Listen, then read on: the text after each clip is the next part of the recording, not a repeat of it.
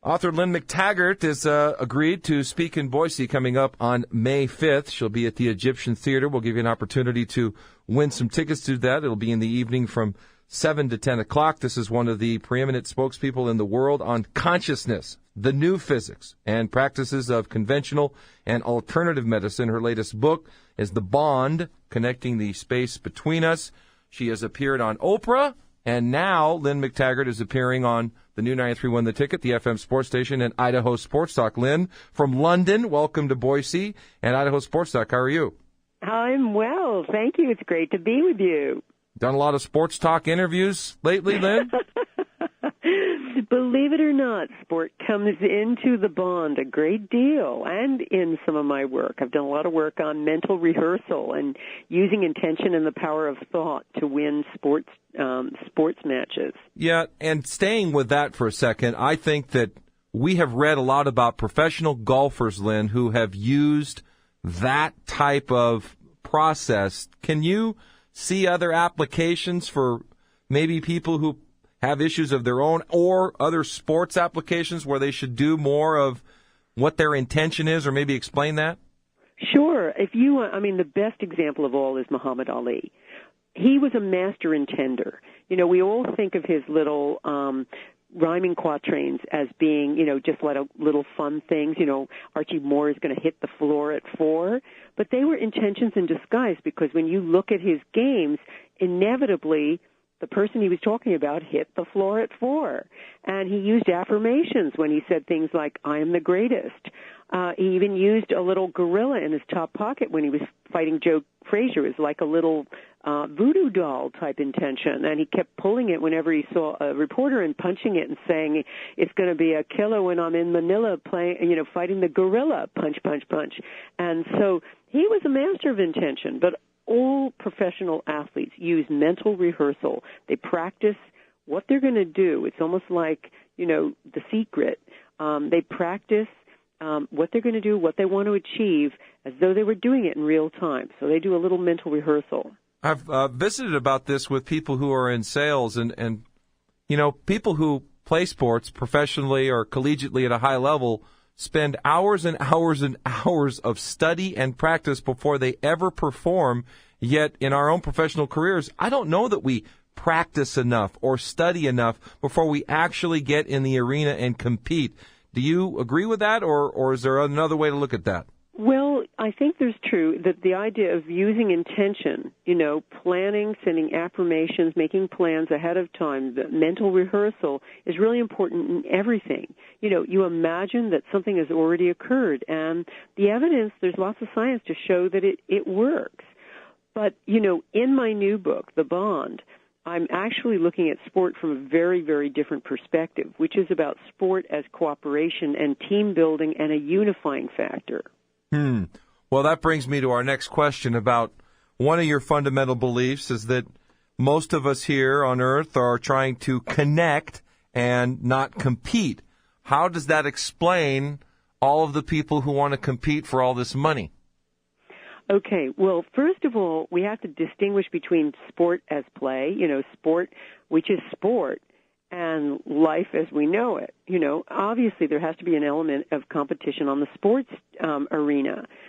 But what we're really talking about is the fact that we think that life is supposed to be like that we're supposed to compete and not connect. And what I've discovered in my research, and I've been looking at science, all the different sciences, all frontier science in every area, is that we weren't made to compete. We're hardwired to connect, not compete. And that's nature's way. And we act against nature when we think that in our lives, in our work, in so many areas of our lives, with our neighbors, et cetera, or with our relationships, we have to compete, and it's all about me as an individual. And if you look at it in sport, too, most sports, other than individual trials of things, are about teamwork and team working together. And one of the really interesting things that we discovered is that when people work as a team, like jazz musicians or people on the sports team, their brains start operating in tandem. They start firing the same way. They get on each other's wavelength. And that's why they work so well. When you can see a team that's really cooking, that's why it's happening. Lynne McTaggart will be in Boise at the Egyptian Theater from 7 to 10 o'clock on Thursday, May 5th. We'll give you ticket information at the conclusion as she joins us here on the new 93.1 The Ticket, the FM sports station. Now, when we look at the fans and this fan experience of watching people compete as a team, and in Europe, the soccer fan has violence and all kinds of other things they act out, what would be your comment on the fans who invest so much in a 3 or 4 hour period of time? What's your observation of the fanatics? Well, first of all, we have to remember, what this is all about. This is sport. This is fun. It's supposed to be fun. This is not supposed to be life or death. And also, sport should be about unifying things. If you're really on one side or another, look at what they did in South Africa in the movie Invictus. Actually, in my book, I've interviewed the guy who was behind that, making the South Africa rugby team a symbol of unity for South Africa. He brought the blacks and whites together to be behind their one rugby team in the World Cup. So, and the world sport over that. So it can be a unifying factor. And one has to understand that, you can be cheering for your side, your country, or whatever, but it's ultimately about sport, and making it be so much about blood competition and money, et cetera, is a perversion of sport and also a perversion of nature. That's not what we were designed to do. Well, you've studied other interesting situations I think all of us can relate to who follow sports, and the Bloods and the Crips, the street gangs in Watts in central Los Angeles. You've learned that these guys were trying to relate to each other and transform their relationships. I know there's tremendous conflict between those two groups. What did you see? Well, there are people working there who have tried to show these two rival gangs. They get them together and they understand it's not about one person against each other. It's about relating to the space between us, making the relationship more important. So in a word, you say, it's not about me, it's about us.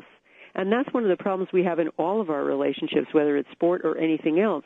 Too much of the time, we're just trying to be right. We're just trying to win off the court. And what they're saying in the Crips and the Bloods with this work they're doing is make it about the relationship. Both of you talk about what really matters to you, and the other person just listen without being right or having to have, one-upsmanship or whatever.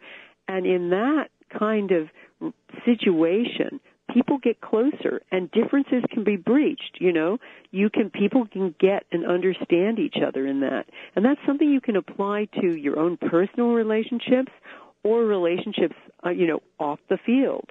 Now, the other thing too, on the field, it's about, as I say, teamwork. One of the exciting things is watching the Oxford rowing team. They did a study and they found that when they were rowing together as a team, they all heightened their pain threshold when they were rowing together compared to when they were rowing by themselves. So when you're rowing together as a team, essentially you raise your game. And that's something we, again, can apply to real life. When you're working together really well as a team, whether it's in business, whether it's in your community or whatever, everybody works better than they do when they're operating by themselves. Well, very good. It'd be interesting to hear your thoughts here in Boise when you come for your visit in May. Now, you've met with or spoke to Oprah? I got interviewed by Oprah. I was on her webcast and her radio show. Now, do you feel like there's a replacement for her out there in the world, or is nobody going to take her spot? People are competing for it, Lynn. I think she's real one of a kind, I got to say. She was one of the brightest women I've ever met. She was bright, she was sharp, she was lovely, and she was just very, very warm and welcoming. So in other words, no. Probably not. A hard act to follow, yeah. Let's put it that way. Well, you're a class act. I'm sure fans of your books, you've written many, are going to be excited to see you here. I know they've got a big Hollywood director to introduce you that put together one of my favorite movies, The Nutty Professor. And so if he's studying your stuff and writing and producing films like The Nutty Professor and directing them, I guess anything's possible. Well, his new movie, in it, he talks about Ace Ventura, and he talked to a lot of notables like Desmond Tutu, and a number of them asking if they knew about Ace Ventura. No one knew who it was except me, because I have two kids who happen to love all those movies. And so I said, these are my family's favorite movies, and he practically came up and kissed me. Fantastic. Thank you very much for your time. Thank you. It's been a pleasure.